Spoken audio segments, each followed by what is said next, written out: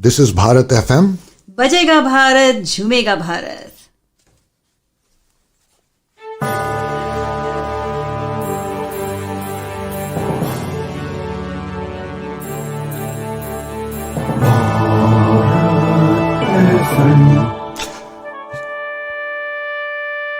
ये है भारत FM.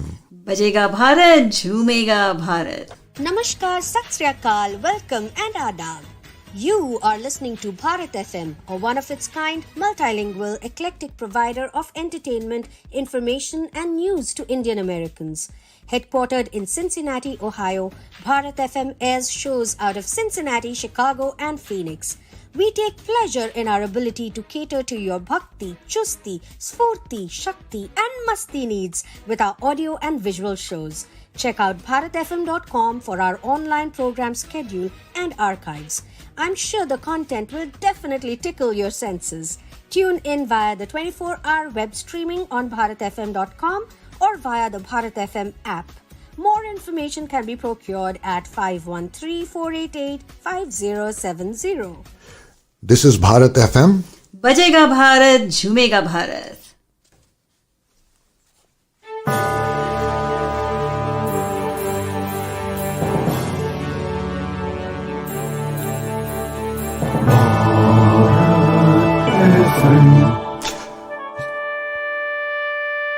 ये है भारत FM. बजेगा Bharat झूमेगा Bharat.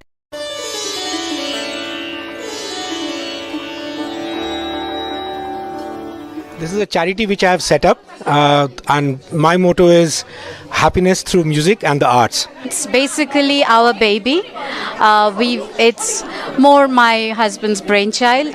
So if you talk about happiness, happiness is a state of mind. Dig a bit deeper, it's about mental health. Because we are big time into music, we love our music. So we just thought, why not combine the two together and see what we can come up with. And it has been proven that music can help in addressing mental health issues. I think Sangeet Foundation is doing wonderful work in the area of mental health. Namaskar, I am Bikram Ghosh, and I'd like to congratulate Sangeet Foundation for the wonderful work they're doing. Let us all get together because Sangeeta Foundation believes in the fact that we can all get together by supporting the performing arts and music. Don't forget about that, please, because music brings the world together. Sangeet Foundation aims to create awareness about mental health in the South Asian diaspora and use music and the art forms to create this awareness. I'm very proud to be associated with Sangeet Foundation, who are working relentlessly to increase awareness about mental health through music. A very warm hello to everyone at Sangeet Foundation. I, Ramanjit Kaur, wish you well on World Mental Health Day. Sangeet Foundation. All of us require good mental health. We need to support this cause. Music can give you immense happiness and love. So always be in music. इस संगीत foundation में हमारे साथ जुड़िए और इसका हिस्सा बनिए, इसको शक्ति दीजिए. धन्यवाद.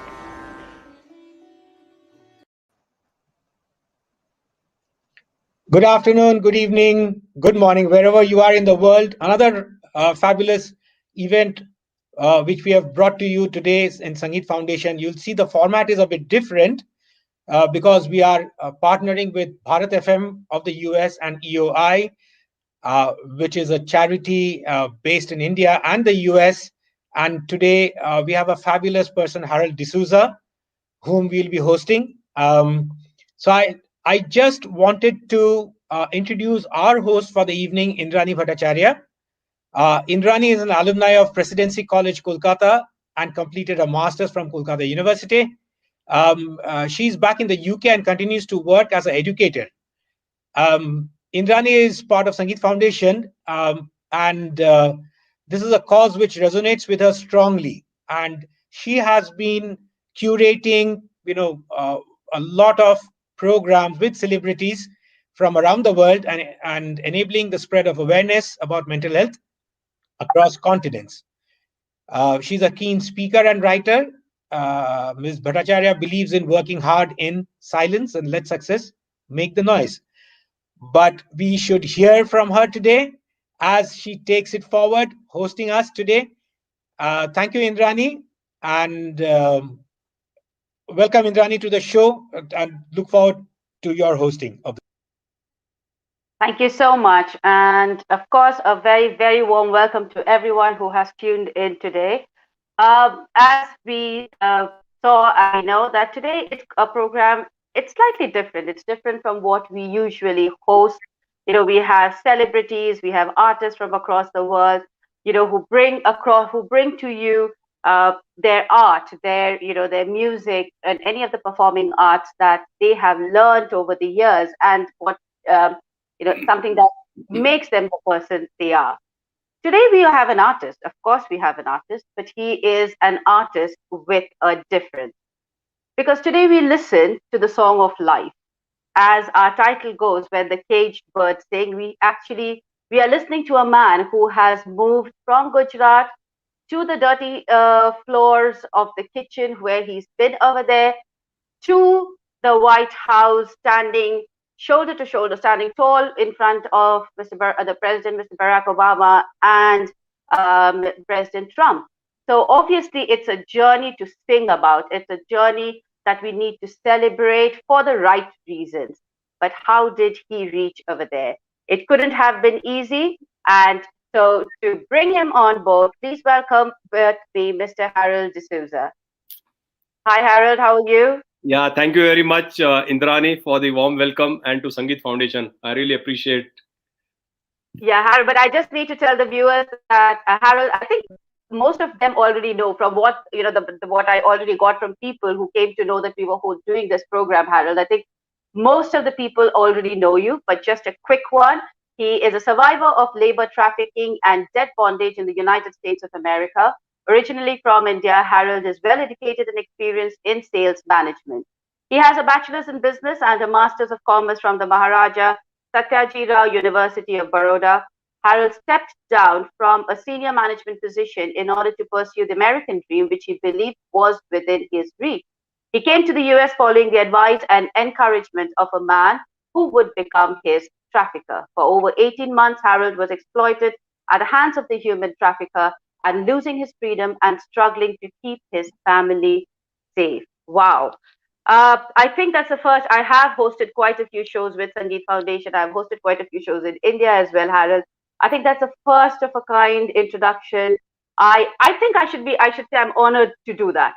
It's so different, and as the title of the program correctly goes, when the caged bird sings. And this is a song that we would like you to take us along with you on. So take me back to that time in Gujarat, Harold, when you decided, yes, this is the American dream I want to pursue. This is what my calling is. Can we go back there, please, Harold?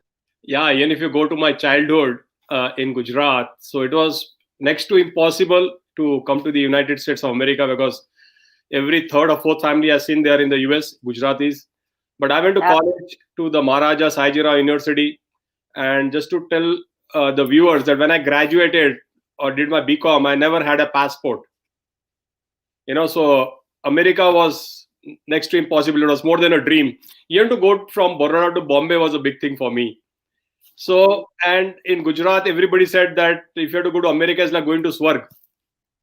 So that, as a childhood, that sinked into my mind that they say only God's chosen people get a chance to go to America, not everyone, which is true. So I thought I'm not among the God's chosen people. I don't fall into that category. It is only for somebody on the top. I had that inferiority complex because I came from a very humble family. My dad used to sleep on Dubai railway station platform in 1957 because he was a TC. He didn't have anything. That was my inspiration. But I just tell friends and folks across who are watching today that, you can turn obstacles into opportunities. Number one. Number two, I always tell is that, what your mind can conceive and believe, you can achieve. So that is my background. I told you, when I was in Gujarat, I was in Baroda, Indrani, I didn't have 5 paisa to buy a gola. I don't know if you know what you call gola, right? Yeah, So yes, I know. I used to I am from India as well. Yeah. Yes, absolutely. I mean, those are the childhood dreams that we all had. I think one at a time. And it's wrong for me sitting in the UK to say that, why American dreams? Because all of us who left the country, that's some kind of a dream that we followed, and it brought us here. So it's a wrong thing for me to ask you why.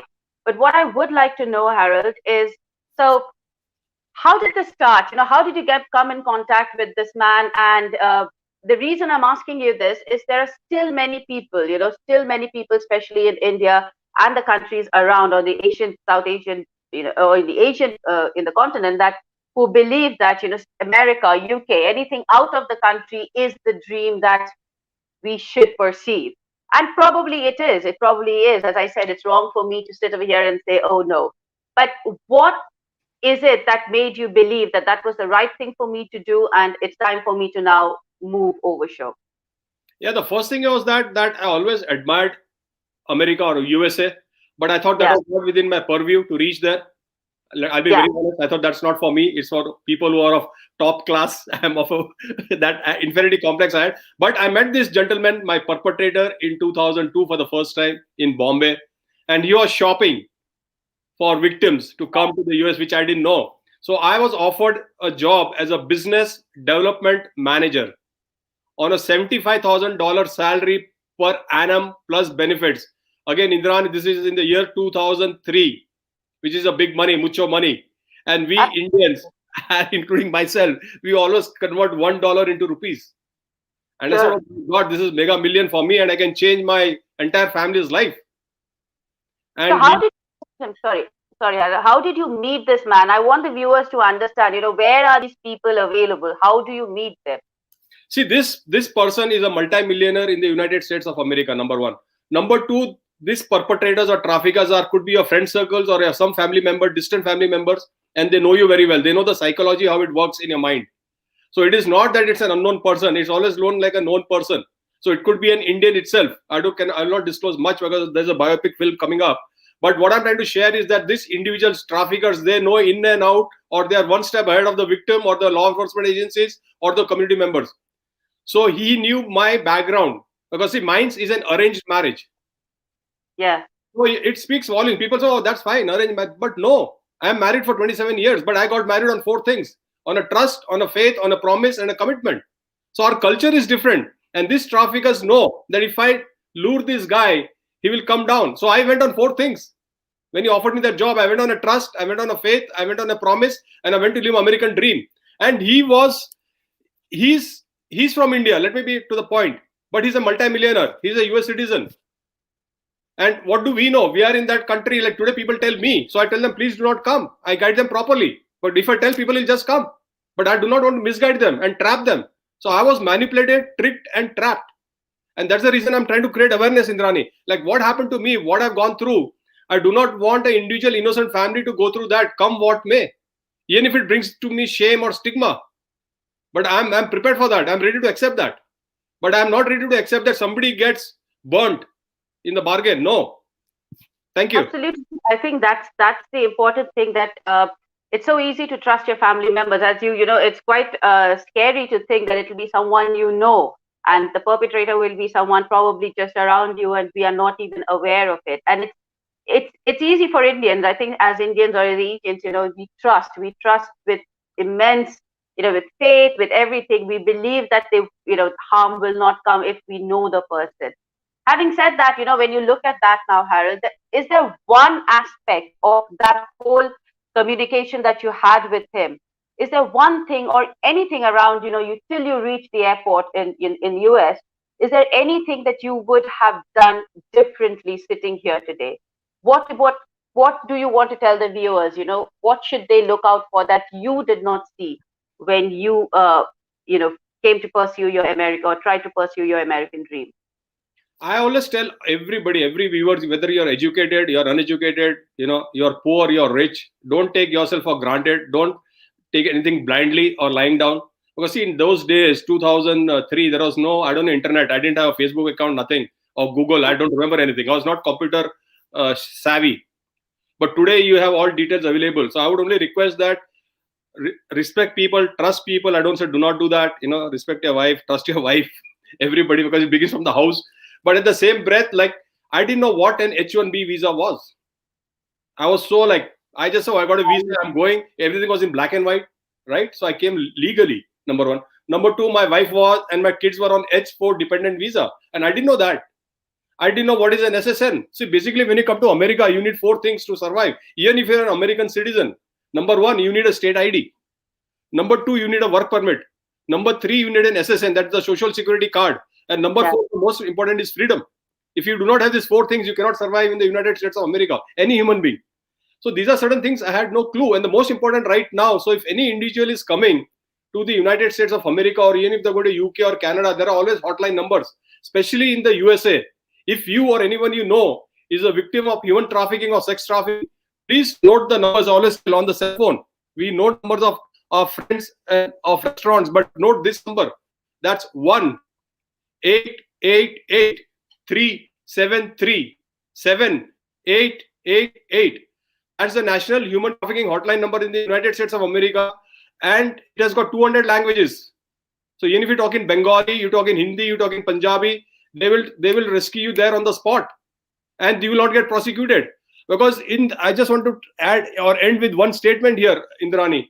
In the United States of America, all perpetrators or traffickers use 4 words to all the immigrants, because the victims in the US, 90% are immigrants or foreign nationals. You will hear from a living victim right now who will be joining, Paresh Patel.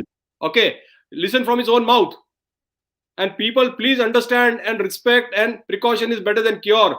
If you are in India or watching anywhere in the world, call Sangeet Foundation, call Eyes Open International, or call anyone, but please take care of yourself. You come first in your own life. So these perpetrators or traffickers use 4 words. Number 1, I'll get you arrested. Number 2, I'll get you handcuffed. And when they say handcuffed, they'll do in action. Handcuff. They do it physically. Number 3, they'll say, I'll get you jailed. And number 4, I'll get you deported. And no foreign national, Indrani, whether you're in UK, anywhere, nobody wants to hear these 4 words. Everybody, you and me, have come for a better living for our own family. Sure. So that is what I just wanted to share. Thank you. Yeah, I think that's the it's a very good point, Harold, that people need to be aware and people need to study and have a complete understanding. I think that's probably where you missed out on. Take me through that journey, Harold. So you reached US, and I think when we were last talking, you said that everything was just taken off from you, literally from the airport till you came to the place that you were, you were or you live. Just take me through that journey in the next 5 minutes, please. Yeah, so Indrani and friends, listen to this very carefully. This is my personal experience, and this can save your life or your friend's life, and you'll know what are your human rights. The day I landed, my trafficker or perpetrator told me, Harold, are you carrying any cash? And I was carrying cash. I had $1,000 cash with me. So he tells me, Harold, this is America. You cannot keep any cash on you. It is not safe. Give to me. And I believed it. So I gave the $1,000 cash, all my documentations to him, without realizing or knowing. And that was the biggest mistake I did in my life. And that's why it is a red flag. I'm telling all my friends, viewers, whether you're educated, you're uneducated, you're smart, you're super smart, you've done your PhD degree, but this common sense that it's your birthright to keep your documentations with you, your passport. So do not give it to anyone, including if you have cash. Say, I don't have any cash. That's fine. But because that will help you in your very bad days. So anyway, I gave that money to him. And we were made to work from 8 hours to 10 hours. We were given the restaurant key. And other things, Indrani, labor trafficking in the United States of America happens at 4 places, which I know because I got re-victimized. Number 1, restaurants. Number 2, gas stations. Number 3, convenience stores. And number 4 is motels. And there are many other places like agriculture, farming, warehouses. But these are the 4 places where I have worked and I know. And they provide accommodation next door. Why? Because labor is available 24 hours. In USA, why this is a very prosperous business? Because it's a $150 billion industry after drugs. The risk factor in human labor trafficking and debt bondage is so thin, but the profit margins are so thick. And these traffickers, they know very well. So they give you accommodation within the premises, or next door, just next door. You do not have to cross the road, but be in the same parking lot, because labor is available 24 hours. You cannot say it is snowing, it is raining, I cannot come to work. Number 3, most of the immigrants, they come, they do not have a bank account because they do not have a status. They are illegal. So the trafficker does not have to pay them salary. He says your lodging, boarding is taken care. I'll pay you the salary when you're going back to Mexico, you're going back to Nepal, you're going back to India, I'll pay you the money. So they withhold minimum 8 months to 1 year salary minimum. They might give $10, $20 here and there, but they'll not pay them. So this is how they operate. And many times victims of human labor trafficking move from one state to another. What do? We buy a bottle of water.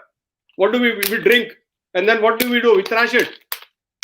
Same way in the case of human labor trafficking in the United States of America, the perpetrator and the trafficker will use the victim for 1 year or 2 years. And in the end, he'll just trash them. And he'll say, he'll use those 4 words. I'll get you arrested, handcuffed, jailed, and deported. So what does the victim do? He runs. He does not care for the salary. He goes from one state to another. So there's a cartel. And they just throw them away. But this is a reality. That's one. Number 2, Indrani, I think you're wearing a earring. Right? You're wearing a ring. You're wearing a dress. So you bought that. But in the United States of America, I have seen it with my own eyes. People buy human beings. You will buy me for $25,000 and sell to Jayanta. You literally sell me. And this is a reality happening in this digital world in 2020 or 2021. Still happening. And that too in the United States of America. Do you believe that? No, right? I'll take you to victims. But this is what people need to realize. But people break down. And then I still remember, I just want to give some just top of the examples, 1 or 2, 3 examples so that people get an idea. We were coming home every day night at 2 o'clock. So we were working 14 hours to 16 hours a day. He fixed my wife's salary, $2,000 a month, and never paid a dime. He made my wife sign all the checks, withdrew all the money. So we were already into the wrong books because we didn't know. He trapped us. But we had no brains. At times when I think what a stupid I was. I always tell, I failed on 4 P's. I failed as a parent, I failed as a provider, I failed as a person. And that is what happens. But when this person, perpetrator, it was like, I'll tell you small things, like in December, we never saw snow for the first time. And we get a note from the school teacher that both my kids cannot come to school if they do not wear snow jackets. Right? And we didn't know what is a snow jacket. They're sweaters from India, see-through. But then my chef, he bought it. What I'm trying to say is that this could be a red flag in the school. But I'll cut the long story short. I'll take it after 1 year. My wife could not take it anymore. So she tells a perpetrator that, why don't you pay me my salary, back wages, which you had fixed at $2,000. What does he tell after 1 year? He looks into her eyes and tells, what are you talking? You're illegal. You're this thing. I can call the immigration department right now and get you arrested, handcuffed, jailed, and deported. Can you imagine? After 1 year, after 14 months. And then my wife did not say anything. So she tells him that, why don't you pay the $1,000 that Harold gave you? He calls me, looks into my eyes and tells, Harold, what are you talking? What cash? What money? You never give me any cash. Now, do you know, Indrani, how it feels? And what do I say? I didn't say a single word. But I always tell, in God's home, there is delay, no denial. Because my chef, he heard this. And I could not prove. I was just quiet. And just to take one step before I end, in the month of August, in 2003, he says, Harold, you need to take a bank loan. And I didn't want to take a bank loan. Is this your trustor? Sorry, yes. Okay. Yeah, so my perpetrator takes me to a bank, which I still till today do not know which bank it was. Because that time I was not going. So he takes me to a bank. I go to the bank manager's cabin. I sign some documents in 6 minutes or 7 minutes. And I get a check in my name for 5 figures in dollars. I never applied for a bank loan. Listen here. So he takes me to his house. He's a multimillionaire. Takes me to his house. Well, the Harold, you're a rich guy. We need to celebrate. Like, wow, like, you're a multimillionaire. Like, he's telling me I'm a millionaire. Like, here, and I don't know what's going on. So he takes me to his house. He takes me to his bar room. He's got a big house. It's a multi-million-dollar house. He puts a scotch in the shot glass like this. And he says, Harold, cheers. Let's celebrate. You're a rich man. And by that time, I gulped the scotch down my throat. Before that scotch could reach my stomach, he removes a chit from his pocket.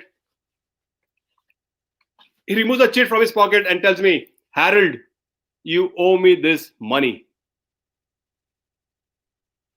No, Indrani and friends, it was not $10,000.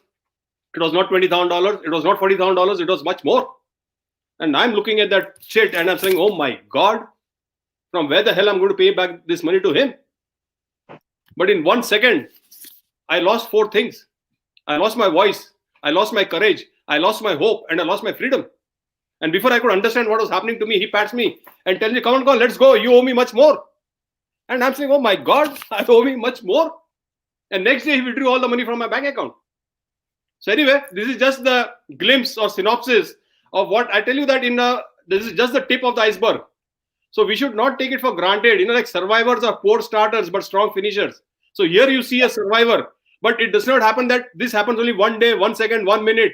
No, we have to go through this in and out. Every second, every minute, every day, every month, every year. And that really breaks you down. Mentally, physically, spiritually. And that's why many times people commit suicide. And that's why I tell suicide or silence is not an option, is not a choice or a solution. And I like when Jayanta introduced you, that you do a lot of things in silence, but the success makes the noise. I like that.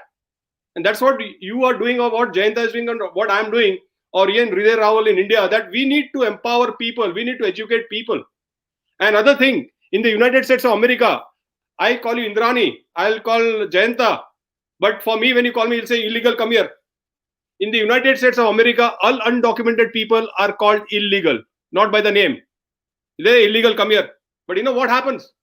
Understand the psychology. You think that you're a criminal. See how they were, and that's what I used to think, that I'm a criminal. I came on an H-1B legal visa, but I was nicknamed as illegal. And then when I worked with more than 100 people here, or hundreds of people here from Mexico, Nepal, Guatemala, Pakistan, you name it, Philippines. People have come through the border through Mexico, eating grass and leaves, and drinking their own urine because they did not find water. And this is a reality. And out of 10, only 1 makes it to the US. Anyway, thank you. Wow, Harold, that's obviously, I mean, I'm so glad that we are doing this program today, because it's so important for our viewers and anybody in India across the countries to know. It's easy to dream, but you have to really study, and you have to understand how you are going to reach over here. But Harold, listen, you were talking about your family, and that is something from the first time when Jonathan and me were talking about this. One thing, maybe as a mother or whatever, one thing that kept hitting me was, my God, what did those boys go through? As a parent, I can understand that you're supposed to provide, you're supposed to protect, you're supposed to ensure that they are okay, in today's world. But take me through that. What kind of because this is not physical pain. It's not falling down and bruising yourself and, something that's going to, recover by itself. This is more to do with mental trauma. So just take me through, your sons and your wife's journey. How were they, going through this? What were they saying to you? And what, obviously, as a parent, I can understand where you're coming from, but I would really like to know, what about your sons? How were they reacting to the whole situation? Yeah, that's a very $1 million question, Indrani. And I'll be very honest. I'll tell you what happened, but I'll just tell you today, if I'm standing tall up here in the White House or globally, it is just because for my wife, Dancy, my son, Bradley, and Rohan, because they stood with me like a rock. But we went through a lot of hurdles, a lot of obstacles. But it is for them, their support, I could face anything in the world. But having said that, Indrani, I'll tell you one thing. You are a mother, right? You have a daughter. You have got a son. Yeah, both. Yeah, a son and a daughter. Yeah. Yeah. Okay. I'm not trying to get too nosy in your family, but what I'm trying to tell you is that my trafficker took a full-fledged hand and slapped my son in front of my own eyes. Oh. And it was not a slap. It was a slap like you hit a man when you're fighting. When you fight and you slap, it was like a solid slap. And to a small child who has not done any mistake, you discipline a child, Even if it's your own child, even if he has done something wrong, you will not slap him. You will discipline him verbally. And if it's not your child, so you'll not even care. But when the child has not done anything, and that is how they break you down. It was to teach me a lesson. What did I do? I kept quiet. Did I do anything? No. That's why I tell people, whenever people in the press, they ask me, Harold, tell me something about yourself. I tell them, one, I'm a common man. Number two, I'm a sinner. And number three, I'm a failure. So I always tell my son might have cried for 180 seconds, that is 3 minutes. Right? There was a full-fledged fingerprints on his cheek. But till I go to the graveyard, they're still going to burn me. It's not going to fade away. But these are certain things that my kids have gone through. And there are much more. It's much more in depth. Like my trafficker hired a guy to kill me. He literally meant he hired a hitman to kill me. And he meant it. And I could see it that I'm finished, I'm dead. I was not in like 40 kg. I'm right now like 85 or 86. So I lost everything, and I could figure out that, I was helpless. I was running like a rat, like people trying to kill you. So one fine day in the afternoon, I was talking to my wife like this on the table and telling her that, I'm not going to live, I'm going to die. So we just having a normal conversation. I could see like my face had fallen. I didn't know what to do. I didn't know the culture. I didn't know the people. My younger son, Rohan, was playing on the ground at the corner, facing the wall, not even facing me. And then he comes and taps me, and I look behind, and he tells me, Dadu, if you die, what happens to me? Who'll take care of my schooling? So that really hit me. It was like God talking to me. So there are so many incidents in my life that has transpired, and what my kids have gone through. Like it is going to come in the biopic film, because and I don't know how they're going to synchronize that in like 2.5 hours. But my younger son became suicidal, because knowingly, unknowingly, we were not focusing on him. Or I don't know, because I was going through so much in life that they're trying to kill me, and like I was like a vegetable. I used to break down in my entire childhood. I might have not cried so much that I cried in my adulthood. I'll be very honest. I used to always break down. Today, how I'm talking is a miracle, because for 10 years I was not talking. My wife used to talk. 10 years, I had lost my voice, courage, hope, and freedom. It is when my case went to the FBI, then things started changing in my life. It is a very slow process. Trauma has no expiration date, and it cannot change overnight. It takes time. I'm still healing. I still go for counseling. So counseling is very important. And whenever I share my story, it is very therapeutic for me, because I talk to a lot of victims. Very soon you'll get Paresh Patel online. His story is very touching. And whenever you get in touch with any victim, you got to spend total time with them. You just can't meet them once and leave them around. So my two sons, they went through a lot of hassles. My two boys, you'll not believe, whenever you go to Kroger, Myers here in the US, you put 25 cents to get those candies. I could not even put 25 cents. At times, we did not have food to eat in the house. Like if you get a dog in the house and don't feed him for 7 days, just give him some water and something little bit here and then, and on the 8th day, if you're eating a chicken in front of the dog, you'll see saliva falling. I could see saliva falling off my kid's mouth when they see any, like a pizza or a cake or anything. And today also the best moments in my life, even today, my two sons are not here in my house. But even today, whenever I go, I talk to them, or when I tell them always to eat healthy food, I tell them don't worry about money. And whenever I see them, they come to my house, I feed them. I personally feed them. And I just enjoy them eating the food. I don't tell them, but that gives me a different joy, different pleasure, even today, every second, every minute. And when they smile, because we do not talk of anything negative in the house. And that's how I tell people that you can turn obstacles into opportunities. Today, both my sons are doing very good. Had they not supported me, I was a dead man. I would not be talking today with me. Both my sons never demanded anything, because they saw me what I was going through. They never demanded, Dad, we want this, we want that. I had to literally push them and give them, but they never. So I'm really blessed. And number two is that my wife supported me. Any other wife would have dumped me and gone. Would have like a football kicked me and thrown me out. But I think that is the actual meaning of wedding or marriage, in pain and sorrow. So my kids and my wife changed my life from pain to pleasure, darkness to light, fear to freedom, hurt to happiness. Today, we struggled as a family together, and today we are very happy. So thank you. Touch wood. I'm sure that's something that, we all would hope for you and your sons. And it's certainly nice. But then again, the stories that you told about your children, it really, it touches you. And it's not about you as I said, before we started this, it's not only about you, Harold. It's about the family going through the whole thing together. And yes, I mean, I think your wife and your son's story is a different story. How coming to the next question, Harold, before I bring Paresh on, is that do you you keep on insisting that the idea that you believed in people, you say that the fact that you trusted people, it somehow has become a backlash for you, it somehow has gone against you. Have you been able to come out of that? Do you feel people are trustworthy now? Do you feel, have you come out of that mental trauma really, or is it something that you live through every day today and talk about it and just go along with the flow? Are you out of it? Basically, that's what I'm trying to find out. You can say that I'm out of it. See, number one, I was going for counseling. I never wanted to go for counseling. When the FBI agent was doing my case, they say, Harold, you need to go for counseling, mental health therapy. I was so upset. I'm from India and it was a foreign concern. And what Sangeet Foundation is doing is a fantastic thing. That's why I was very inspired with Jayanta and with you, Indrani. I said, yes, I'll do this show with you. That I said, no, I was so upset. I said, I'm not mentally sick. But I didn't have the courage to tell the FBI agent. But I had no choice. But I went out of unwillingly. But after 6 months, it was so therapeutic.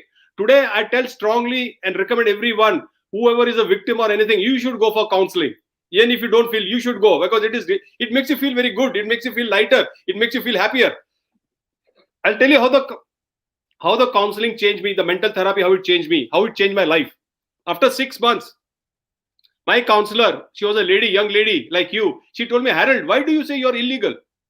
I've been listening for the last 6 months, million times you're saying you're illegal, you're illegal. And she told one word after 6 months, and that flipped my life. She said, Harold, you're not illegal, you're undocumented. And I said, oh my God, yeah, wow, I'm undocumented. I'm not a criminal. See how it changed in 1 second.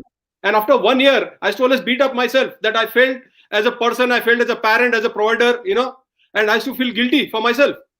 So, but Harold, why are you beating up yourself? You would have accepted you made a mistake. That's fine. Everybody make mistake. So I used to always tell, how could I make this mistake, stupid mistake, and put my family into such a big problem? But day I accepted my mistake, I again changed. So I do make mistakes today also, Indrani. So I tell my wife sorry. I tell my wife sorry today also. I tell my kids sorry if I do any mistakes. And I do it happily. And my kids say, Dad, no, that's okay. Don't worry. So I think I'm a friend of life. And and I still trust people. That is my weakness. My wife always tells me that, you have, but that's, maybe I've been raised like that by my parents and we have been raised. But I'm very cautious when I'm talking to any unknown person whom I don't know. And if he's offering something different, I think in the month of September last year, one girl from Bangalore, she called me, because a lot of people call us now. And she told me, Harold, I got a job offer in LA, California. And I said, oh yeah, okay, tell me. But it's in hospitality industry. And I said, what's the salary? She said $8,000. So I said, $8,000 per month. I said, per month? I said, straight away, told her on the phone, please do not come to the United States of America. The day you land at the airport, you will be straight taken to the brothel or you'll become a victim of sex trafficking. Nobody offers this stuff, because I've seen so many girls here coming from Indonesia and so many other countries. I don't tell. The day they landed in New York, straight they'd come for a job of that type, and straight they were in the brothel. So I'm talking from my own personal experience, and that is what I'm trying to share. So I do trust people. Like you see this suit I'm wearing, right? This suit has been gifted by me by one friend Rakesh Shah from Gujarat. I used to only wear one type of a suit for last 25 years, but he had stitched my wedding suit, which I didn't know. He was my dad's friend. So I like that love, affection that we have in our country. So that should not fade away. Just because something happened to me wrong by one person, that does not mean that everybody is wrong. And today there are so many volunteers that we got more than 500 volunteers across the globe. So we have to be a role model for our kids, for our community members, and we cannot keep on doubting people. Okay, somebody made a mistake, that's fine. And then I always tell it was for him that I reached the White House. So I take it as a blessing. I think we will listen to your success story and the song that we were talking about. That's the beauty of the whole story. But let's get Paresh Patel on. And for the viewers, he is one of the survivors. He's someone who was trafficked as well. Hello, Paresh ji. How are you? Thank you. I'm fine. Thank you very much. So Paresh ji, just a quick introduction. So you were one of the Mr. Harold was just saying that you were also one of the people who were trafficked. And are you in the US right now, or Yes, I am in Chicago, US. you are in Chicago? So just tell us, take us through your journey. The reason I want viewers to know is it's not about a story only. It is about a warning. It is about making people aware and informed, giving them the information that is required. So Pareshji, it's over to you. Please just tell us the story. Tell us what happened. Yeah, thank you very much to invite me to tell my story and give me some time. First of all, I want to thank you to the Herald D'Souza, I Opened International. They give me my they give the changing of my life. They give me good opportunity. When I am very upset, uh, I came in 2009, United States B1, B2 visa. After that, my friends advised me to get the status, so they trying to give me the status. So I marry with the American girl, and they didn't work out, and they give me so much money to pay all these things. So this is the big amount. Mr. Patel, I'm just going to stop you 1 second. So you came to America and then you got married to an American woman to get the status, a lady to get the status, right? What Yes, did they give you the money for? that is the $75,000 Okay. to And get what the was it for? status. Why did they give it to you? Oh, okay, okay. Sorry, yeah. It's a contract marriage. It's a Right, contract right. marriage. Oh, wow. So My I God. give Okay. him my advance $25,000, and all money gives by my friends. Yeah. And I'm thanking to my friends because they gives me without any interest or anything. Just give me. You get the status. That is the more important for us. So they Okay. gives me money, and I Yeah. uh, got this opportunity, and it's declined. I mean, denied my marriage was, and I have to pay the money, and they didn't give me back money. And I have a job like 14 hours per day, 7 days, and I get only $1,500 at that time. Per month. And per month, yeah. And I don't know how to refund that money, $25,000. And so many things in my life in India too, because I have marriage of my daughter, and that takes a lot of money, and it's give me very very tension. बहुत इतना tension हो गया था मेरे को कि पूछो मत। मैं Yeah. मेरे को इतना हर रोज मैं बाथरूम में जाके रोता था। Okay. फिर मेरा और मिस्टर हेरल का एक कॉमन फ्रेंड है, उसने मेरी स्टोरी वो सब जानता था, मेरे उससे बातचीत होती रहती थी। तो मेरे को बताया कि भाई तू एक काम कर, मेरा एक फ्रेंड है हेरल, उससे तू बात कर, ये सेम तेरी स्टोरी है, इसमें से वो बाहर निकल के आया है, तो वो तेरे को कुछ गाइडेंस देगा या कुछ भी सलाह देगा तेरे को। तो मैंने उसको मैसेज किया कि भाई मैं इसका फ्रेंड हूँ और मेरे को आपकी ज़रूरत है, तो आप मेरे को फ़ोन करो। मिस्टर हेरल ने व्हाइट हाउस से आते समय 11:30 बजे मेरे को फ़ोन किया था, और तकरीबन 40 मिनट हमने बात किया था, और वो बात मेरी लाइफ चेंज हो गई उसके बाद। That was the turning point. उसने हेरल ने मेरे को इतना बताया कि भाई ये सुसाइड अगर तुम करना चाहते हो तो सुसाइड कोई सॉल्यूशन नहीं है। आप कोई फुटबॉल नहीं हो जो हर कोई आपको किक मार दे। तो पहले तो आप स्ट्रांग बनो, आपकी फैमिली के लिए स्ट्रांग बनो, तो इससे आपको आपकी फैमिली को फ़ायदा होगा। फिर उसने मेरे को बहुत सारी ऐसी बात बताई और इतना मोटिवेट किया कि पूछो मत। ये 40 मिनट में मेरे इतना स्ट्रांग हो गया कि मैंने फिर डिसाइड किया कि नहीं, मेरे को फाइट करना है। तो धीरे-धीरे करके जब भी मेरे को प्रॉब्लम होती थी तो मैं उनका कॉन्टैक्ट करता हूँ, और धीरे-धीरे उन्होंने मेरे को सलाह दिया कि भाई तुम ऐसा करो, ऐसा करो, ऐसा करो। तो आज मैंने यू वीज़ा के लिए भी अप्लाई किया है। जब भी वो लास्ट टाइम मेरे को मिले थे, तो उन्होंने मेरे को सलाह दी थी कि तुमको ये करना पड़ेगा, तुम्हारे पास ये है तो तुम ये कर सकते हो। इससे पहले सब लोग मेरे को ऐसा ही दिखाते थे। अभी जो उन्होंने बात किया कि भाई तुमको जेल में डाल देंगे, अरेस्ट कर लेंगे, भेज देंगे वापस, सो मेनी थिंग्स। तो ये तो पॉसिबल नहीं है कि मैं वहाँ वापस चला जाऊँ, वापस जाके करूँगा क्या? ये बहुत सारी टेंशन चल रही थी। तो फिर ये उन्होंने मेरे को एक जीवदान दिया, ऐसा मैं कह सकता हूँ। और उन्होंने मेरे को इतना मोटिवेट किया कि पूछो मत। उन्होंने मेरे को एक शब्द बोला था कि you are not frog in well, और उसी के टाइटल पे उन्होंने एक बुक भी लिखा है। वो मेरे को ऐसा लगता है कि मेरी स्टोरी को इंस्पायर होके ही उन्हें वो बुक लिखा है। और वो बुक जब मेरे को दिया, तब से आज तक वो बुक मैंने पढ़ा नहीं है, मैं उसको खोला भी नहीं है। फर्स्ट पेज पे उन्होंने जो लिखा था वही मैं देखता हूँ और वापस बंद कर देता हूँ, कि मुझे मालूम है कि उसका टाइटल ही है फॉग इन वेल, वही सब कुछ है, पूरी बुक पढ़ने की जरूरत ही नहीं है। तो उसको लेके ही मैं आज तक बहुत मोटिवेट होता रहा हूँ। कभी भी मुझे जरूरत पड़ती है तो मैं तुरंत फोन करता हूँ, उनका तुरंत आंसर आता है। कुछ भी प्रॉब्लम हो तो फोन करने का। मैं आज उनकी बदौलत ही हूँ। और मेरी फैमिली में भी इतना सब स्ट्रेस चल रहा था, तो हम मेरी वाइफ, मेरा चिल्ड्रन, सबके बहुत इतना गैप हो गया था कि पूछो मत। हम लोग बात नहीं करते थे ठीक तरह से। तो हेरल ने मेरे पेरेंट्स से, मेरे फादर से, मदर से, मेरी वाइफ से, मेरा दोनों बच्चों से मिले वहाँ जाके बड़ौदा में। फिर वहाँ से सब चेंज हो गया। फिर वो मेरा बच्चा है, वो मेरे से बात करता है, मेरी डॉटर बात करती है, सब मेरा भी नॉर्मल हो गया। अभी इतना अच्छा वो कर रहा है। उनको भी कुछ भी तकलीफ हो तो हेरल अंकल को फ़ोन करता है। और वो भी अभी आई ओपन इंटरनेशनल का वो स्मॉल पार्ट है, उसके अंदर वो भी काम करता है। Wow, Paresh, मतलब जो I think what you are talking about is probably what happens to all the people who are trafficked over there. और जो आप तो अभी आपके फैमिली कहाँ है? अभी आपके साथ है या फिर अभी भी नहीं, वहीं पे? मेरी फैमिली इंडिया ही है। Okay. So अभी you are legally you are legally staying in the US and you are no longer a part of this human trafficking. No, मैं अभी अनडॉक्यूमेंट ही हूँ, मेरा स्टेटस अभी तक नहीं आया है। अच्छा। और यू वीज़ा फाइल किया है, अभी प्रोसेस में है सब।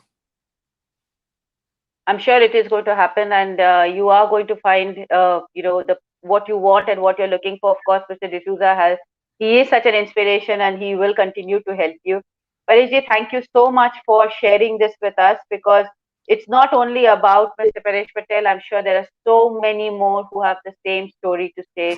And as I think, as the story goes, you are not a frog in the well. You have a very, very big life to live, and that's what we should all try and look forward to. Uh, Harold, obviously, you have influenced so many lives, and needless to say that you are still in that. You're still working towards that.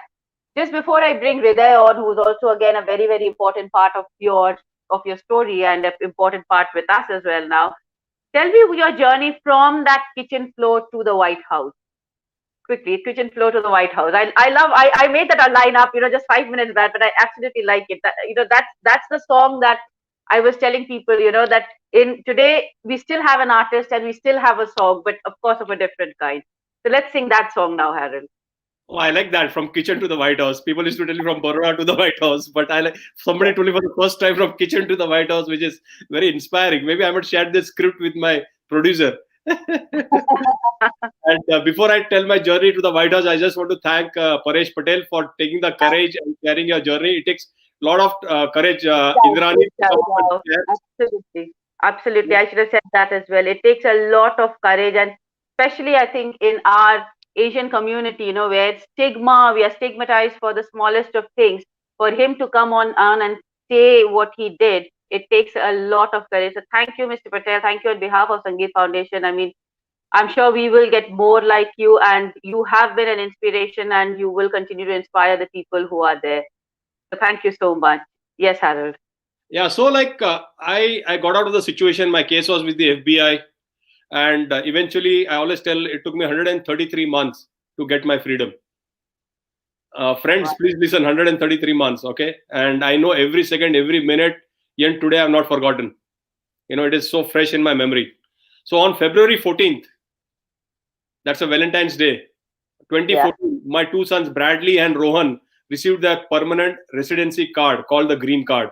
And that day, I took a deep breath of freedom, of joy, of happiness. because 24 hours, every second I have to only think of my two sons here now. So I started doing presentations, but I was not doing it. I was not talking. So the FBI agent was so inspired and so touched with my story. Well, the Harold, yeah, this should be in the news. People should know. Like, it is like, I didn't know how you went through all this situation. And one fine day, they came with the TV channel to my house. Oh, wow. And I was like so upset. I was so traumatized. And I said, I just threw them out of my house. I said, no way. They said, no, they'll blur my face. And they do it. I said, no way, nothing doing. I didn't want my story to go outside these four walls. Because it was a stigma, it was a shame.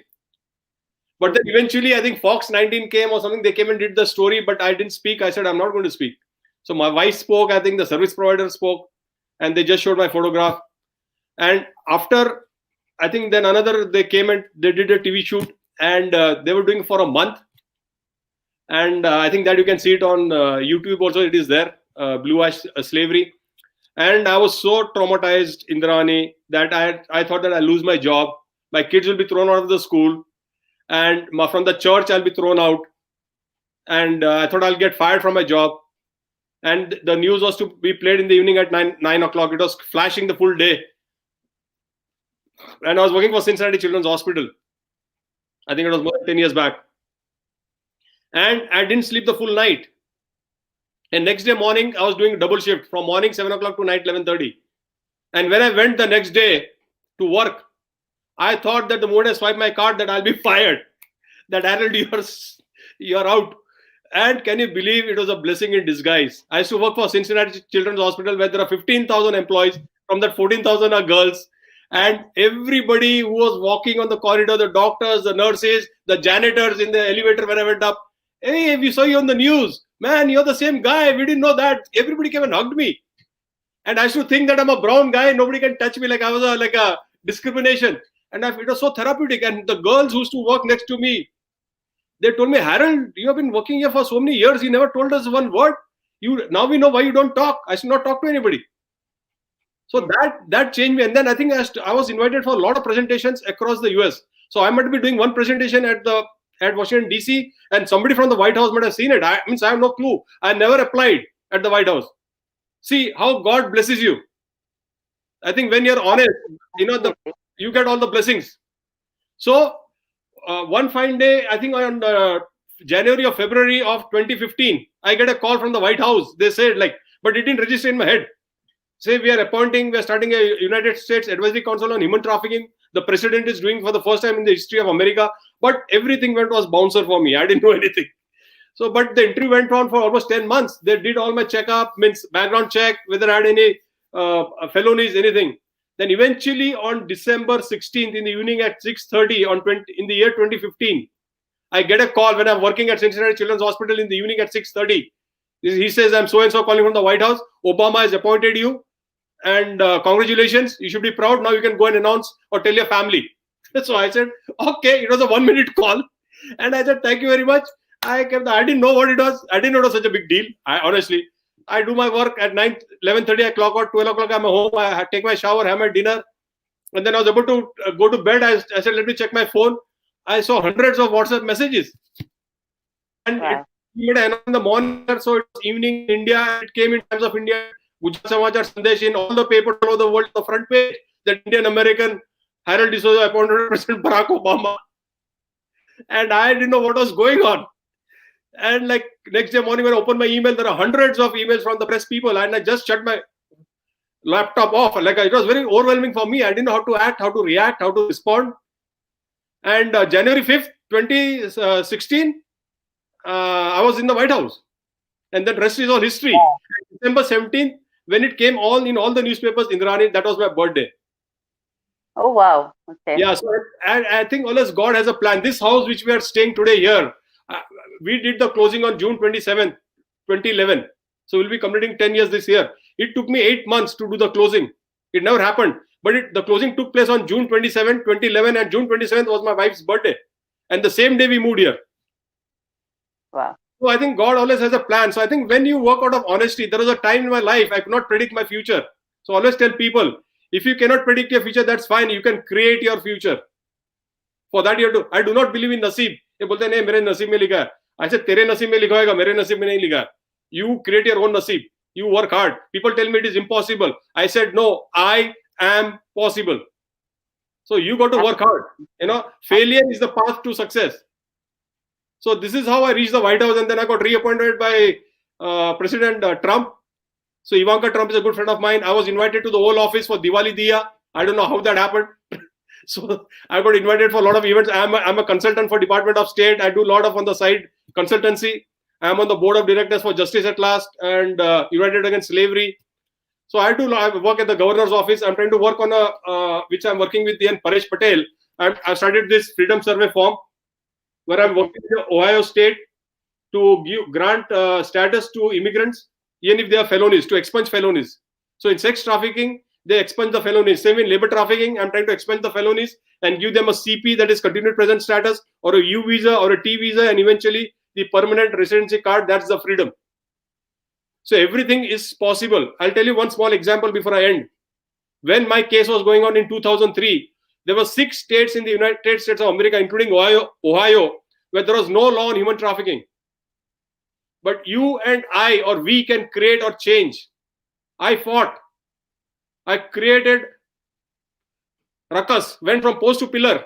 Then 2012, the governor passed a law that anybody who's caught in the felony of human trafficking, he gets imprisonment of 10 years. So friends, in the end, I just like to end on one note. They say that making a mistake is not a mistake. Making no mistake is a mistake. Repeating a mistake is a big mistake. But learning from your mistakes and helping other people or victims across the world to live a happy life is not a mistake. And that is what I'm doing. Telling people to live a happy life like Paresh Patel. I made a mistake. Okay, you also made a mistake. That's fine. Let's come up and let's live together happily. Thank you.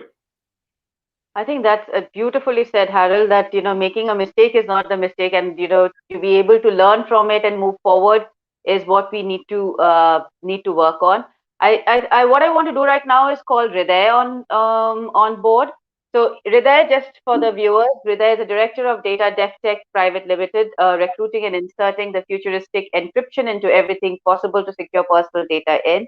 He is the co-founder and chief operating officer of Bharat Media. He is also the youngest author and a technical committee member at the Digital Forensics Journal India, and a very, very important member of Eyes Open International, who was appointed by Harold. So Hriday, you are on mute right now. Hriday, welcome. आप बताओ कि how did you come to meet Harold, and what's the story over there, and what do the people need in India? What do they need to do if they're trying to come? How is Eyes Open International helping, and how can they contact? So I've done my master's in Homeland Security and Anti-Terrorism. So I've been in touch with cyber security personnel in physical security. Human trafficking also a subject of my master's. And so I'm in contact with lots of the dignitaries, the police officers, law enforcement, army personnel. So like that, I came into contact with Harold sir. And he saw my work. In 2019, he visited India, where we had many conferences and webinars and all seminars. So one day he called me and said that, are you willing to work for the Eyes Open International? And also we are from patriotic background. I always want to do something for the humanity, and also it's my subject too. And that's why I joined the Eyes Open International. So I'm a regional director of India. So what Eyes Open International is doing right now is we work on grassroots level. How?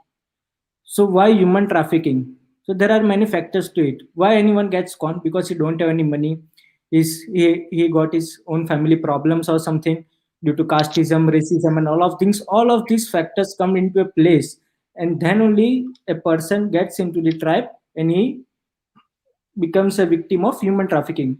So what we do, we work majorly on human trafficking, but we also do collaborations with many NGOs like women empowerment, child labor, LGBTQ community, because people are not accepting the transgenders and the LGBT community, so they are being isolated from the society.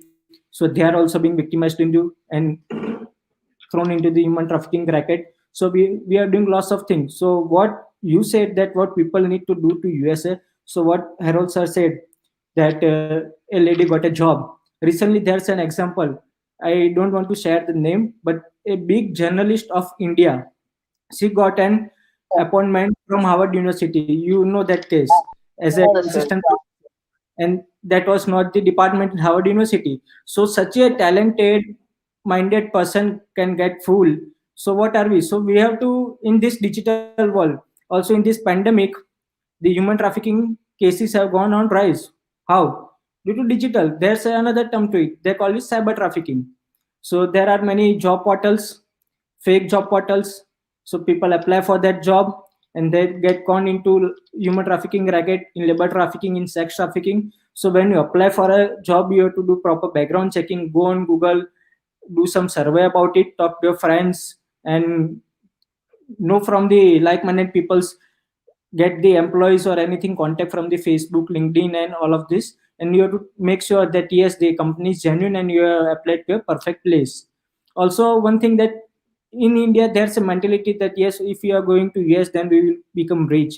So one student comes to United States on F1 or something, they try to get a job, and if they don't get a job, they try to stay illegally and all of the things. And also other community members support them. So my telling to them is, please don't support staying illegally. If you get married, then your children won't be able to go to school with your name. You don't have a driving license, you are nothing. How would you survive? Money is not the main thing to survive. Yes, it is a main thing, but it is not the only thing to survive. You have to need a legal status, you have to need a life. So it's a very very very bad thing to stay illegal, because you can't live happily over there. So that's the main thing I want to tell. Hriday, just tell me this, you are in India at this moment and you look after this, this organization which is doing such brilliant work and people should know more about it. In India, how bad is it in today's world, with the pandemic situation and everything? I think when Harold was talking about his life, we are still going back maybe 12, 15, 20 years now. But what I want to know, you are working with them right now in India. You know it as it is. How bad is it even today? With everything people should be aware of, all the stories that's going on. Of course, the story that you told about, she has access to a lot more than the common man if India has, and that's why she was saved, I think. But the common person does not have access to all the, to all that, all the people, all the legalities, all that needs to be done. Tell me, Hriday, how bad is it in India in 2021 or 2020? Is it still really bad? Are people still not doing what they should do? So it's a very very big picture. What we have talked about is the people getting trapped, the upper class people getting trapped. India is going Right. digitized slowly slowly. So Yeah. India is a transit country, India is a destination country, India is a source country. Once a victim goes to USA, once a person goes to US and gets victimized, in that scenario, India is a source country, US is a destination country. From Nepal, many people are being trafficked to Pakistan and UAE and all of those things. So the route is from Nepal to Delhi and then to UAE. So in this, Nepal is a source country, UAE is a destination country, and India is a transit country. From India also, many girls have been trafficked to Bangladesh and all of things. In that case, India is a destination country, and the other Bangladesh or Nepal or US and something, that's a source country. So like this, in India, many children's are being trafficked into factories and all of these things as a child labor. So there's a thin layer between them. In India, if you go on a street or something, you see a small chai stall, a tea stall. There you may see a child working, like he is cleaning utensils and all of those things. But it's a not that may be a not the case of child labor. He's just helping his dad, or he's just doing for a little amount of money or something in part time. So that's not a case of child labor. In India, many children, many ladies, uh, girls are being trafficked from to Mumbai. Mumbai is a main hub. Also, West Bengal is a main hub for sex trafficking. So there are lots of things going on in India too in 2021. As it is not been digitized, without digitization also, there are lots of things internally going on. Eyes Open International has been collaborated with Cloudin Niwas in Halol. So what does the Cloudy Niwas do? They picked up girls from railway station, bus stands, and also they collaborated with the government of Gujarat, where the government of Gujarat also finds some girls roaming on streets. They send them to this institution. these girls are the potential victim of sex trafficking, and some of them have been sexually abused. So we are not just helping them financially, also we are helping them to setting up their whole institution and getting connected, and all of the things we are taking off. We have sponsors many girl over there, so we are doing lots of kind of humanitarian work to like this. Wow, I think Hriday, what you should do is that, when I conclude with Harold, is you should put the phone numbers on our thing so that people know who to contact and contact Eyes Open International and the others as well. So that, it helps. It's really surprising because these are stories we heard when we were young. We were always protected. We have I've heard these stories coming from Calcutta, from Jamshedpur, or even, any part of India we've heard. But somewhere we start to believe that things have changed. But from what you say, maybe just the platform has changed. We've become digitalized or whatever. We have not the perpetrators have not lessened, or there are no less as they were before. Their way of doing it has probably changed, but it is still there. So it's important. So thank you, Errol. So the number is there for viewers. If there's anybody who needs any kind of help, if you know anybody, around your house help, the people who are working in the restaurants and around, if you know anybody, please help them contact the right people, and hopefully we can take, at least Sangeet Foundation can take one step, and Eyes Open International and Bharat FM, we can take one step towards helping some people become better than what they are today. Thank you so much, Hriday. Harold, I don't know what to really say to you, but you are certainly an inspiration. And the reason why we had our title as When the Caged Birds Sing is you are singing a song now. And in a way, I think it has been such a big if I talk of the positive of this whole situation, even if if we look at the positive, that yes, you had 18 months of really bad time, something that we probably cannot fathom. But what you have come out as is a better person, a better human being, a better parent, a better father, and a better person, a better community member, and that is what is important. And thank you so much, Harold, for sharing all that you did.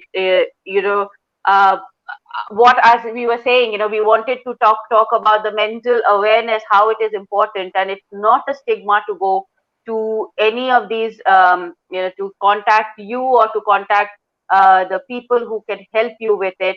Please do the needful, and of course your phone numbers and all are there. I will. Paresh ji, again, thank you so much. It takes a lot to come on and say this kind of a story. You are an inspiration, and I hope you continue to inspire. And I think now John Sada will want to say something, just add to that. So thank you. Absolutely. I think that was absolutely wow, Harold. I mean, I was totally bowled over, and and I was talking to my wife while this was on, and it is an amazing journey. And I think you have won a lot of these battles. You have fought these battles valiantly, and you have won a lot of these battles. I think the war is still on. There will be more such battles, and we need to win this battle together, one step at a time. So one enemy at a time. I think that is going to be very important. And while we focus, and what struck me was a couple of things. One is, the most powerful nation in the world. This is the real underbelly of that nation that comes through. That is number one. Number two, which struck me, was the fact that here we are talking about, people, Indians exploiting Indians.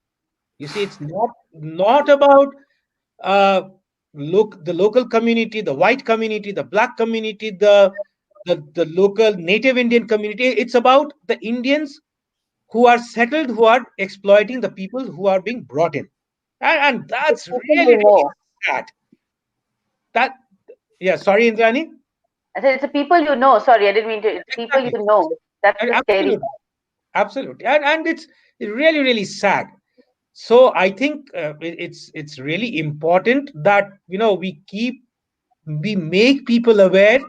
And in the UK, if I relate back to the UK, right?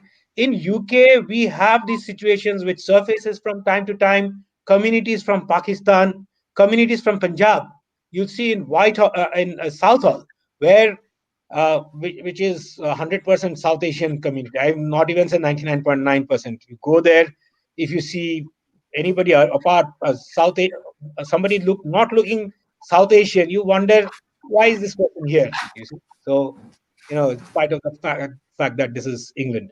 But having said that, I'm saying that the people are there are a huge number of trafficked people who came here looking for a good life, a better life from what they had, run away from it, but they are stuck in the in the garden shed, and in old pillows and so on, and they live there in the cold, and they're brought out to do all kinds of domestic work, road works, you do the front paving and so on, and they are all human trafficked.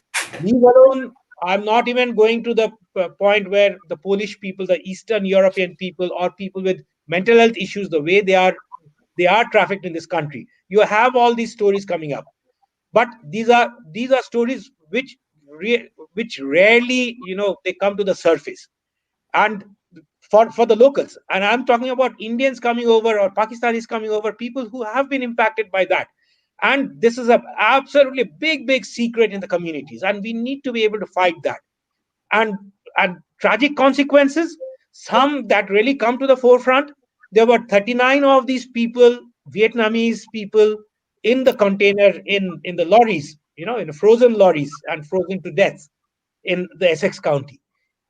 And it's really heartbreaking. So somebody's father, brother, sister, women were there as well, children, and it's really heartbreaking.